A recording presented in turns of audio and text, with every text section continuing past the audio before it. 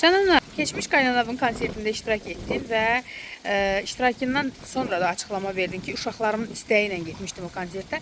Amma yenə də insanlar tərəfindən bir mənalı qarşılanmadı. Maraqlıdır, Cananın oraya getməyində bir məqsəd var idi, yoxsa yox? Yox, açıqçası heç bir məqsəd yox idi.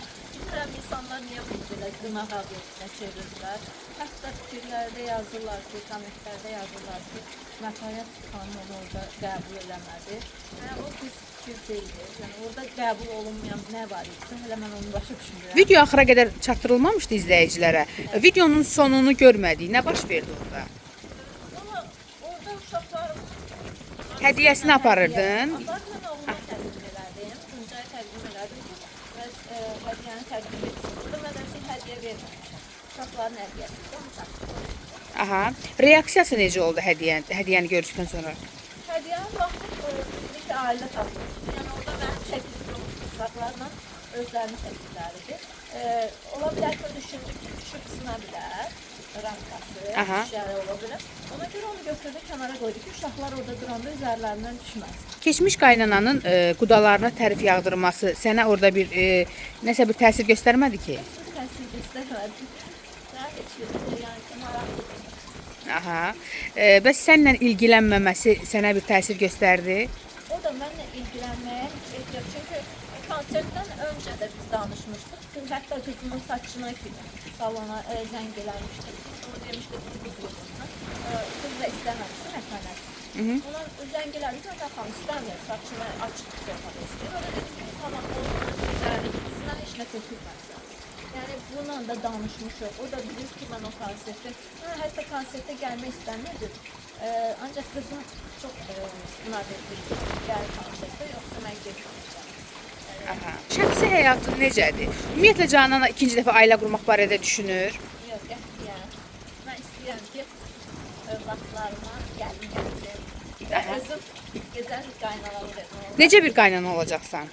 Yəni ki, çox yaxşı. Yəni elə bir qaynana rastına çıxıb, yoxsa özün elə qaynana olacaqsan? Özüm çox yaxşı qaynana olmaq söz vermişəm. Zaten övladlarımla indi də elə necə dostum, yəni gəlinlə verməyəcəm. Sənətinizlə bağlı nə yeniliklər var? Yeni mahnılar, yeni kliplər? Mahnılar var. Qəşəng bir iş hazırlayıram, modelliklə bağlı, inşallah. Gözəl klip də gələcək modellərlə. İşlər görürəm. İnşallah. Canan, qaynana demişkən, Mətanət xanım necə qaynana olub sənə? Onu demirəm. Aha.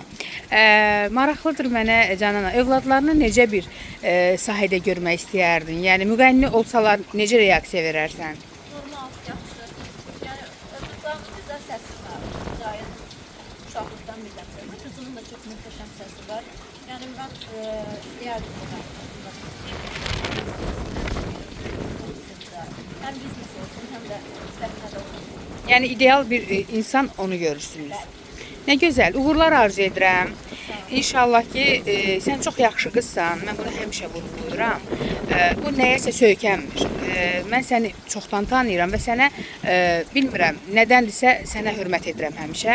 İnşallah ki, yolun açıq olsun, hər zaman zirvələrdə olasan. Bunu arzu edirəm. Məni də yıxa bilməz. Canana, bu arada yeni maşın almısan. Hə, bəli. Təbrik edirik. Allah olmayanlara nəsib etsin. Bir müğənnimiz var idi, deyirdi 3 toya bir maşın aldım. Səndə necədir vəziyyət? Yox, mən toya almışam, kreditə götürmüşəm. Bəs necə ödəyəcəksən? İnşallah. Toyların var. İnşallah olacaq. İnşallah. Xeyirli olsun, düşərli olsun. Allah xətadan, bəladan qorusun inşallah. Maşın aldın, növbəti hədəflərin nədir? Qızım mənə deyir ki, qəşəng bağ evin olsun, basenli. Demişəm, inşallah. İnşallah. Onu da edərəm. İnşallah. Ümumiyyətlə, övladların istəyi ilə edirsən hər bir şeyi.